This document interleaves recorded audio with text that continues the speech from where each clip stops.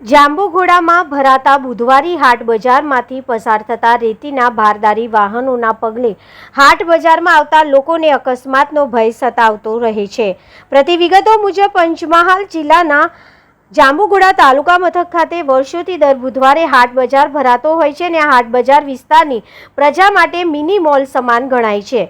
જે મિની મોલમાં દર અઠવાડિયે જાંબુઘોડામાં ભરાતા બુધવારી હાટ બજારમાં સ્થાનિક પ્રજા તેમજ આજુબાજુથી મોટી સંખ્યામાં પ્રજા રોજિંદી ઘરવકરી સામાન ખરીદવા માટે આવતી હોય છે અને આખો દિવસ દરમિયાન હાટ બજારમાં પબ્લિકની અવરજવરથી ભરચક રહે છે। તેવામાં સફેદ રેતીનો કાળો કારોબાર કરતા રેતીના વરદારી વાહન ચાલકો તથા તંત્રના ડર વિના બેફામ દોડતા હોય છે, જેના પગલે બુધવારી હાટ બજારમાં ટ્રાફિકની પણ સમસ્યા ઊભી થતી હોય છે। તેમજ હાટ બજારમાં ખરીદી કરવા માટે નીકળતી પ્રજાને આવા રેતીના તેમજ અન્ય ભારદારી વાહનોના પગલે અકસ્માતનો ભય સતાવતો રહે છે।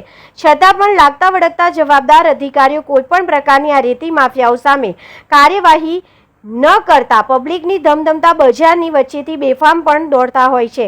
ત્યારે પ્રજામાં એવું પણ ચર્ચાઈ રહ્યું છે કે સરકારી અધિકારીઓની મલાઈ ખાવામાં રસ છે, તો હવે આ રેતી ભરીને બેફામ દોડતા વાહનો સામે કોણ અને ક્યારે કાર્યવાહી કરશે?